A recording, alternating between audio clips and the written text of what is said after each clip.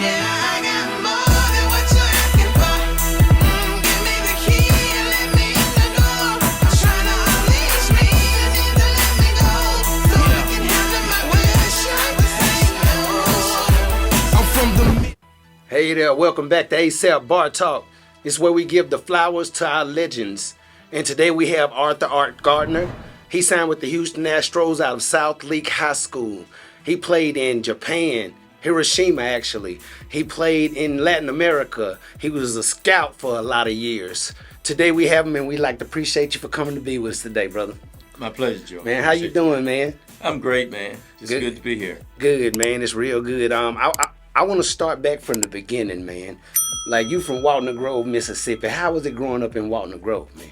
Well, I'm from a big family 11. I had some older brothers, and there was always somebody to play with. So we spent a lot of time playing baseball. They taught me how to hit, how to throw, and most of all, I was the youngest of four brothers. So they taught me how to compete and be tough. So that's where I got my beginning from, my upbringing. Was I learned to love sports at an early age. Yeah. About what age did you fall in love with America's pastime? Actually, I was about 6 years old. I can remember, and as a matter of fact, your father was one of the men, along with one of my brothers. They were classmates. Okay. That taught me how to throw a curveball. Yes. And I used to follow the older guys around, and I was like their ball shag or whatever I could do just to be around the game and fell in love with it then, and it stuck with me. It's been with me and still with me. Okay. Now, signing out of high school, like, how did that feel to you? Because, like, playing at South Lake and just growing up in the neighborhoods, how did that build you to that? Did you know you were that good? When did you know, okay, I got something here? Well, I always knew I was good from a little league. I was always the pitcher and one of the better hitters on our team. And I gravitated into high school. I was starting pitcher on the high school team as a 9th grader. We made the state. As a 10th grader, we made the state. As a junior, we made the state. And then as a senior, we won the state. So early on, I had a lot of confidence. Yes. And the results were there as well as far as success.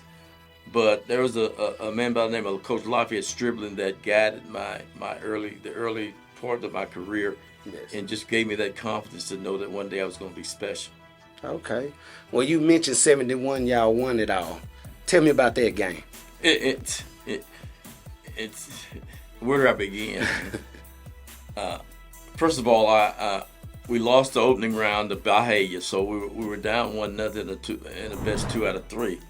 So I'm on the mound, and I'm pitching. The game's tight, and I wind up pitching 11 innings, striking out 26 batters, which is a state record to this day, and hit a home run to win the game in the bottom of the 11th. And it happened to be graduation night as well, so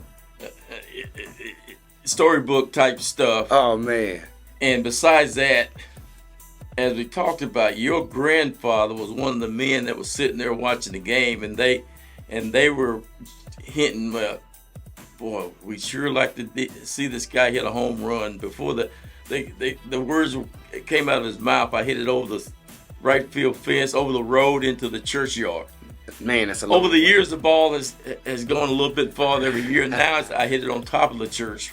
Probably by the time I'm gone, it'll be over the church. Oh, but as it turned out, I hit a game-winning home run, struck out 26, and graduated all on the same night. So it's I'll never forget it. That's a legendary night. Yeah. So tell me about your journey when you got signed. How did you feel? Where were you at when you heard? Ironically, when I first heard about I got drafted by the Astros, 36th player taken in the country, which is a high second round pick. Yeah. I was on the campus of Alcorn State University. I had taken a scholarship in basketball and baseball. Gotcha. So they had me down there, hiding me out pretty much. Coach Stribling came down and said, you were drafted in the 2nd round. You got to sign. Man, I did not know that story. I left Alcorn, came back, and was courted by the Houston Astros and signed for 2nd round money, which was more money than I've ever seen in my life at the time. Yeah. and headed off to the rookie league in Covington, Virginia. So it was a memorable, exciting, and just an unforgettable time for me. Yeah, so how did it feel to be able to take care of your mom and help them out of, just in situations? We got a car for the first time. Car for the first time, baby. And some things I made it worthwhile for my mom, my dad, my big sister. Awesome. She helped take care of me during those high school years, Yes. and of course Coach Stribling. Yes. I think he got a Cadillac out of the deal. Good So stuff, man. God was good, God was and He's good. still good. Yes, sir. And those things I was glad I did gladly, because those are the people that made it all possible for me. Yes, sir. You got to give back. Yeah. That's right. That's right. So tell me about your playing from 71 at that point. How was that journey to 75? First of all, going into pro ball, I'm going in there, eyes are wide open. I don't know what to expect. I get to the rookie league, and right away, you know, as luck would have it, I led the league in stolen bases and hit over 300.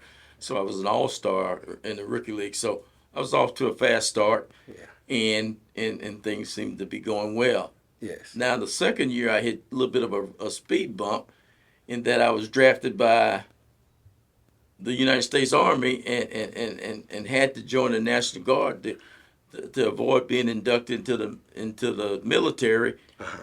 And the Vietnam War was still going on at the time, so it was a necessity that I joined the Guard, and I spent 6 years in the Guard while playing baseball every summer. So I've had it was an adventure to say the least, but I managed to do well enough to make it to the major leagues in 1975. 1975. You going out there. So Yeah. so tell me your first game. Tell me that feeling and what was your reaction, your position? How did that work out? Well, it was a dream come true, Judd, for me. I had a good spring training, hit about 370, and the center fielder, which was Cesar Cedeno, came up with a bruised hand. So I was the opening day center fielder for the Houston Astros in 1977. Yes, Can you sir. believe that? Man. So I'm on cloud nine, Yes, sir. and we play the Dodgers, the big bad Dodgers, with Tommy Lasorda and Oh, man. Dusty Baker and Steve Garvey and that crew. Yeah. And you know, I struggle. I'm excited. I get in the outfield and look around. There's 40,000 people in the Astrodome, Yeah. and I'm saying, "Am I really here?" Right, And so, right. so I'm playing, and after a couple of games, we play the Cincinnati Reds. I get a game-winning hit. Yeah. It's just a routine ground ball up the middle, but it drove in a run. So I get credit for the game-winning hit. Good stuff. Then, as we move on the road, we go to Atlanta. I have a 3-for-4 game, and so now I'm starting to feel that I belong, and I can do this. Right, right.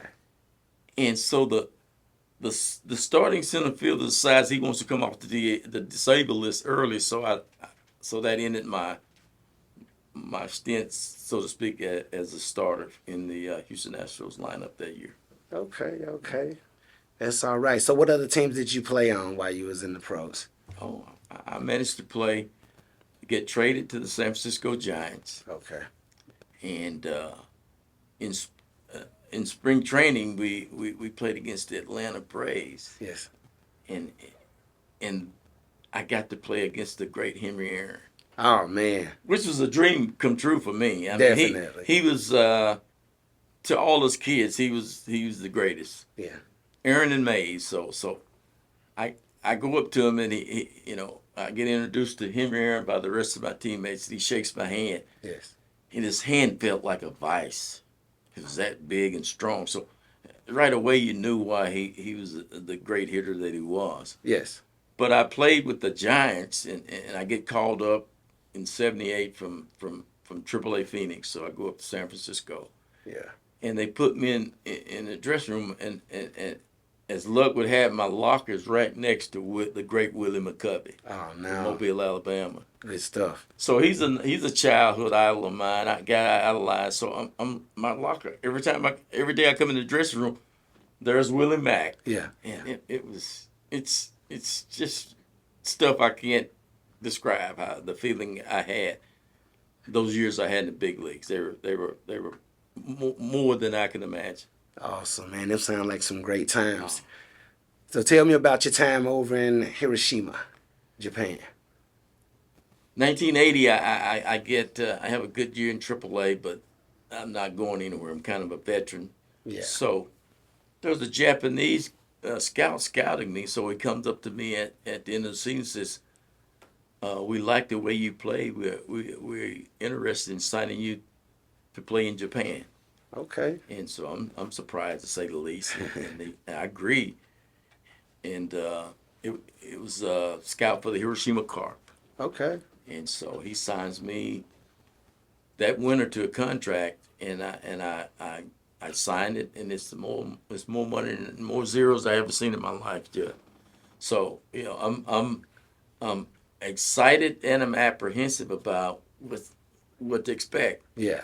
So I jump on a plane, fly from Mississippi to L.A. and fly Japanese Airlines 14 hours Mm-hmm.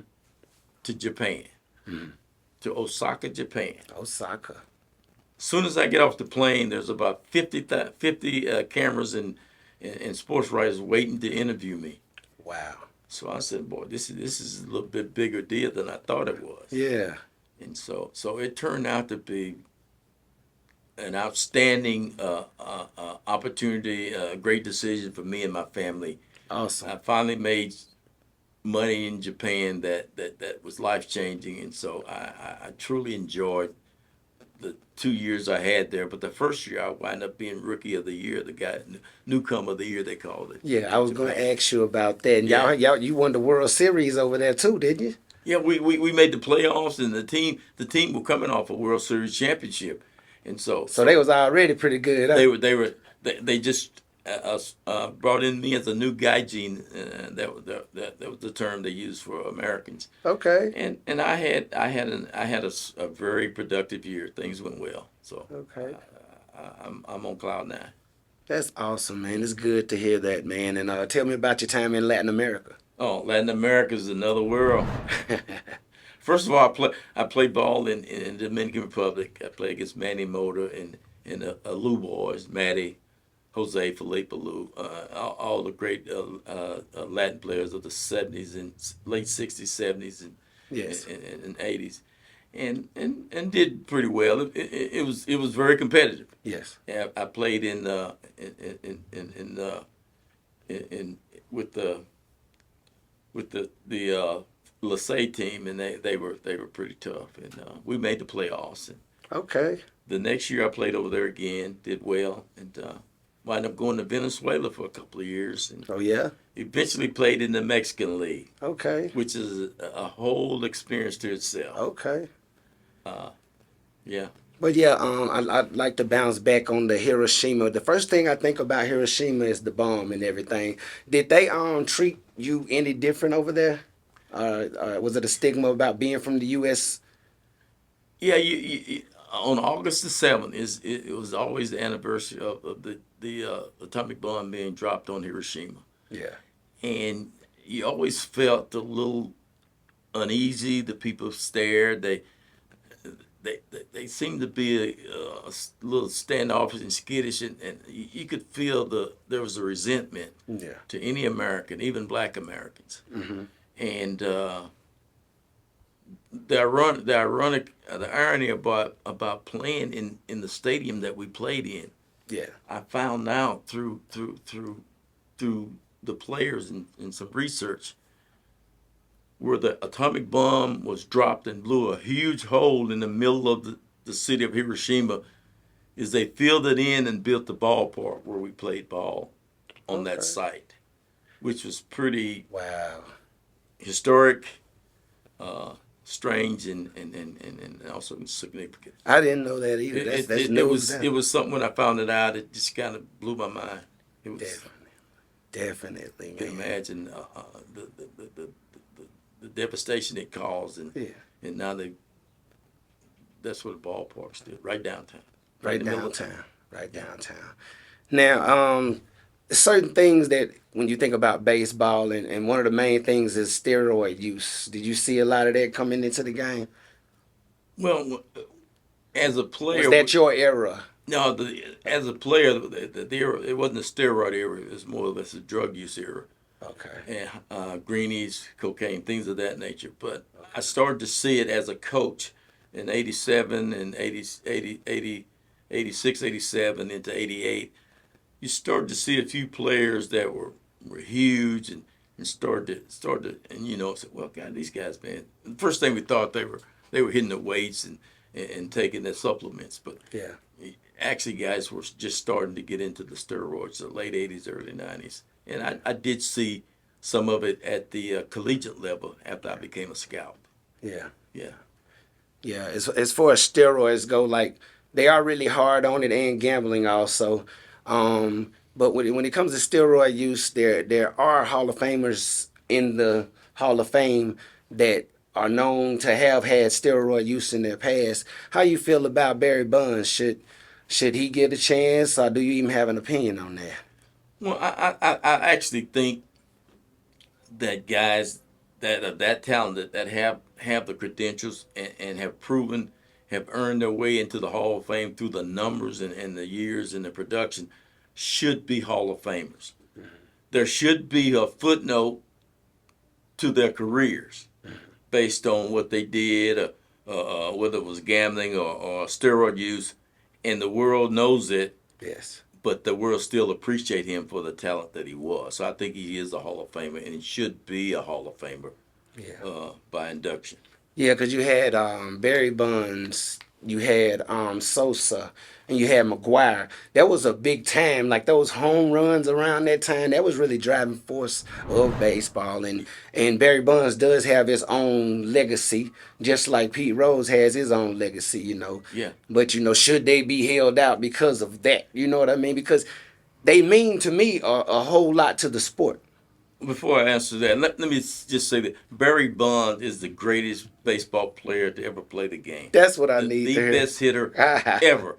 And I'm an ex-hitting coach, ex-hitter myself, and the intricacies of hitting that let you know how great a guy is, I see it in him. I Yeah. also coached Sammy Sosa when he was a 17, 18-year-old kid, Yes. and he became an outstanding home run hitter. Yes. But Barry is at the top of the list. And you hear that. You hear that. Yeah. That strength doesn't take away the form and the able and the IQ. You know what I The mean? hand speed, the hand-eye coordination, the mentally you have to read the picture and know and figure out what's coming, what's a strike, what's a ball. Yes. All that steroid doesn't help with that. That's Yes. born and comes from within, and Okay. through the hard work and dedication that a player puts in. So, and as far as Pete, I think Pete, unfortunately, he died before he got in, but I think he deserved to be in. But uh, all the years I played baseball, the first thing they told us, don't gamble on baseball. Yeah. Rule 21 is on every clubhouse door, minor league, major league baseballs. If you gamble on baseball, you're banned for life. So he did that. He knew what So he he was getting deserved into. that. Yeah. Yeah. But the significance of what he did in baseball, he's a hits leader. He got over 4,000 hits. Yes. A great ambassador for the game. Managed and played the game. Loved the game. Was one of the friendliest, easiest players to get along with. And I played against him. And he deserved to be a Hall of Famer based on his talents and his merit. Yes. But he did break the rule. Yeah. Yeah. So moving on from baseball, tell me how you got off into scouting. Oh man! First of all, I turned the job down almost twice before I finally took the job as a scout. Okay. But the man that got me into scouting was named Jim Walton. He passed about 4 years ago. He was like a big brother father to me, a great man, and I owe him all the debts in the world to get me in scouting. But he asked me if I wanted to be a scout in 1986. I said no. He asked me again in '87. I said Why not? I don't have anything else to do. Yeah. And once I became a scout, you take to it like a duck to water. It's a great job. You're your own boss. You're responsible for giving guys and their parents the news of their lives. You know, when you tell a kid, "Oh, you're a major league player talent, and you're going to be drafted," it's very exciting to them. And over the years, I turned in a lot of players that wind up being major league players. Torrey Hunter, Billy Hamilton, Marcus Timms, local guys from right up in Louisville, Mississippi, became a major leaguer. Still stay in touch with those guys. So it was not only was it a great career, it was rewarding for me Yeah. as a scout to get to know these people and have a little part of their lives becoming a success. So it's scouting was a great career. I have no regrets at all. Yeah. Yeah. How did it feel to be selected into the Southeastern Hall of Fame for scouts? Surprised, actually, scouting is by definition, it's mostly a white man's fraternity. Yes. And them elected me as a black scout, and from Mississippi, Walnut Grove, grew up poor and sharecropping as a kid, picking cotton. Picking cotton. All the accolades I got, I don't even look at whether I earned it or not. I was just privileged for it to happen, and it's grateful and thankful. Yeah. And it's a blessing from God. From picking cotton at 5 years old to the Hall of Fame. Yeah. That's all right. Sounds good to me. You made it to the top in the leagues, man. That's awesome to hear, man. I shake my head every day. I thank Him every day. I don't for where I'm at. Yeah. Some of the things that I've accomplished in God blessed me to be able to be a part of, or pretty unbelievable. Definitely. So how did you get into coaching in the minor leagues? Basically, I was coaching at Jackson State University. Okay. We had a really good club for 2 years. We led the nation in hitting one year. Okay. And I guess somebody else was watching other than just the average player. So a scout for the San Diego Padres came up to me. I'm sorry, the Texas Rangers said, "We like the way we've been watching, like the way you operate. Would you consider being one of our coaches at AA Tulsa?" Yeah. I said, "Okay." I mean, baseball, I love the game. I don't mind wherever it takes me. That's where I go. So that was my introduction into coaching. Yeah. And had some good players at the AA level. Kevin Brown was a pitcher. Kenny Rogers, guys, pitched in the World Series. Kevin Brown pitched for the Yankees in the World Series. Jose Mota, yeah. Mike Stanton played in the big leagues a long time. So I tutored the guys, and the next year, and they dropped me down to Class A. I coached Sammy Sosa, Juan Gonzalez, Yes. Ray Sanchez, and guys like that, guys that played a long time in the big leagues, great players. So it was good. It kind of helped me and get me ready for the next level, which was scouting. The time I want to talk about next, were you scouting and was in the stands and ended up having to play one day? Tell me about that time. Yeah, Somebody just said, "Okay, we need you." This is a story that, I mean, as I tell it, I tell the audience, it's really true. Even though it doesn't sound true, it really is. I was scouting a 15, 16-year, 14, 15-year-old tournament in Law, Mississippi. Yeah. And so we had a local team from Carthage in the tournament. So I went down to make sure I saw and saw the kids and showed my face and make sure I checked the homeboys out. So I had my best friend was managing a team up at Hines Community College in the semi-pro tournament, and they were in the finals. So I go up to watch them play and cheer them on because at times I moonlighted playing for them. Okay. And scouted. So I go up and I get up there to watch the tournament, and here I am. I'm 47 years old. I hadn't played baseball in probably a year. I hadn't hit. Yeah. So I get up there and he says, I says, he says, my nickname was Lefty to all my friends. He says, Lefty, we don't have enough players. You need to play. I said, I don't have any stuff. What you mean I need to play? Yeah. He says, you can take mine. He pulled his pants off. He pulled his shoes off, his jersey, and gave them to me. And I was a DH Oh, no. in the semi-pro tournament championship game. Oh, no. So all the young men that were playing, they had dads, and I'm old as the dads over here. 47 years They're old. laughing at me and they're jeering me and everything.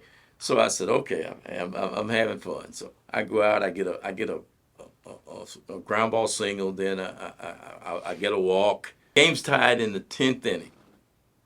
Fast forward to the 10th, the game's tied. And the manager for the other team is the longtime manager and longtime coach Doug Shanks that coached for the Mississippi Valley State University, and he's deceased, but he was a good friend of mine. So he's giving it to me left and right. So he brings in a left-hander because he knows I used to be a hitter, and I'm a left-hand hitter. So we had this samurai style of hitting from Japan that when they got through you inside, you just dropped your back foot and open up and tomahawk it. So I said, he's going to throw me a fastball, right? I'm reading the pitcher. First pitch is going to be a fastball. So I samurai, open up, hit it about 420. Game winner. Slow trotted around the bases to all the stares from the dads that were giving it to me. Yeah. And Doug was so irate he wouldn't shake our hands after the game. True story. That's all right. My last at bat in organized baseball, I hit a walk off. Yeah, man, you're a great ambassador for the sport, man. You really are. You played a lot of ball. You've been to a lot of places, man. It's good to know you, man. So you played with a lot of people. Yeah. Who the top 2 or 3 best players? I usually ask for a GOAT, but you already said, you pretty much said Barry Bonds is that guy. He is the GOAT. So who are your best 2 or 3 players that you've played with? Well, I got a couple of lists. I'll do it this way so I don't disrespect anybody. Guys I played with. Now, this is guys I was on the team with. Tim Raines, which is a Hall of Famer. I played with him. He only stole 70 out of 72 bases and hit 380 his first year in AAA. Later became a all-star, perennial all-star at Montreal. Played with the New York Yankees in the World Series and is in the Hall of Fame. The next guy was the guy backed up in Houston. Great talent, Cesar Cedeno. Yes. All-star, young guy. He made to the big leagues at 17. Great player. And the last guy, nobody knows about, but I played with a young man by the name of Yoshi Takahashi. Was our shortstop in Japan and Hiroshima for 2 years. He led the league in stolen bases about 4 or 5 years, hit over 320 every year.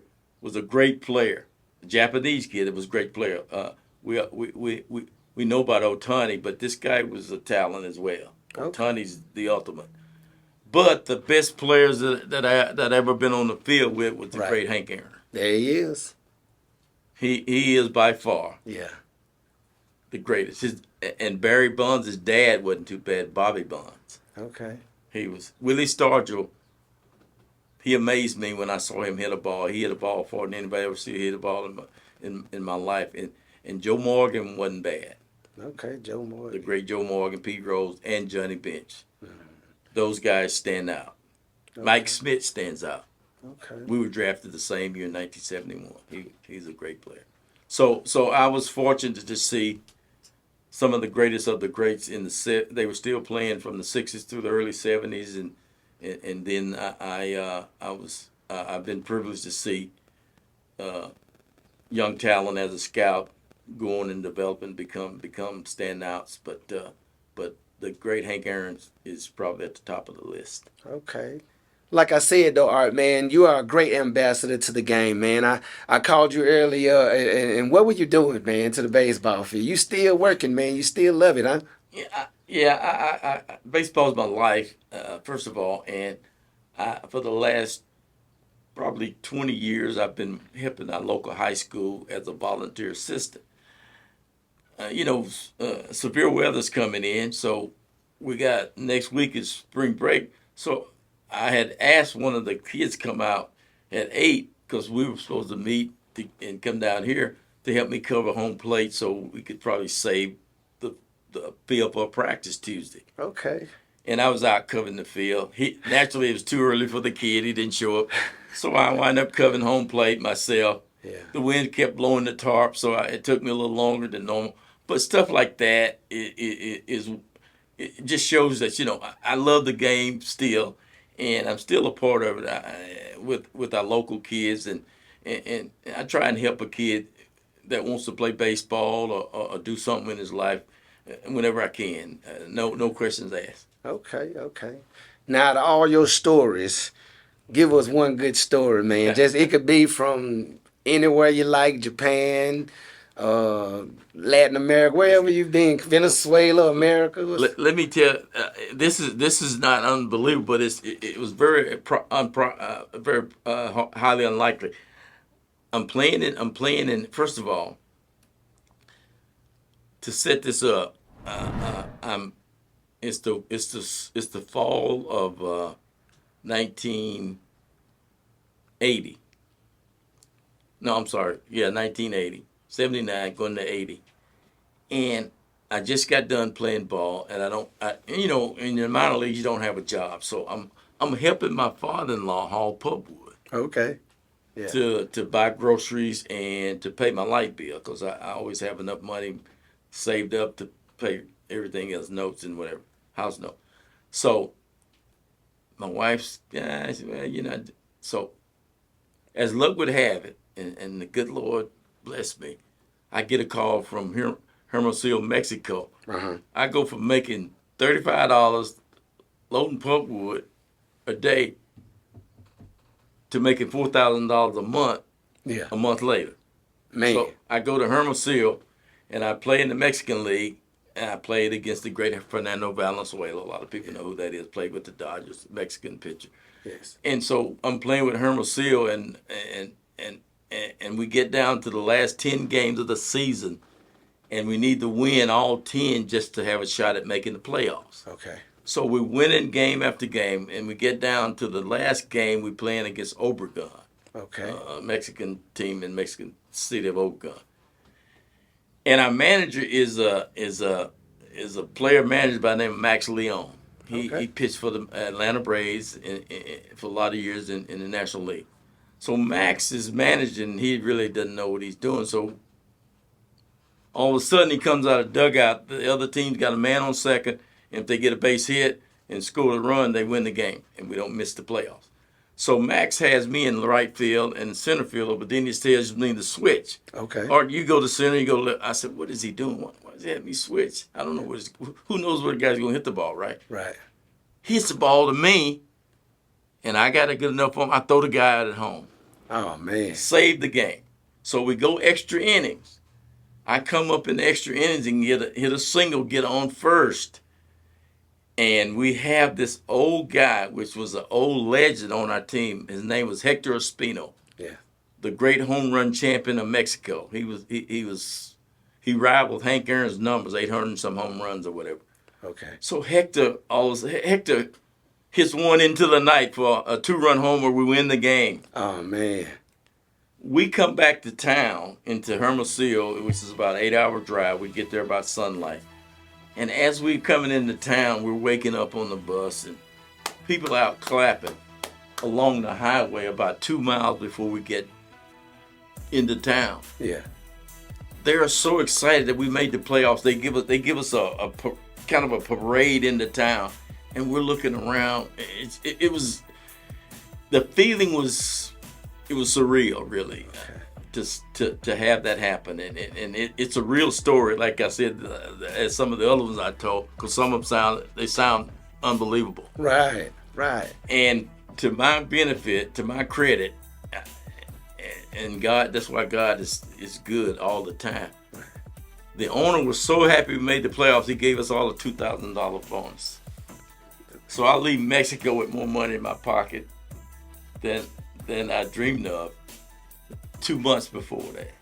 Man, that's all right. That's all right, man. Look, Crazy. Definitely. Crazy world. Crazy world. Baseball's taken me a lot of places. That's right. That's right. Well, there you have it. We got ASAP Bar Talk, where we give our legends their flowers and we salute them. We have Arthur Gardner here, and we appreciate y'all for tuning in. My name is George Crosby, and this is ASAP Bar Talk. See you later. Yeah,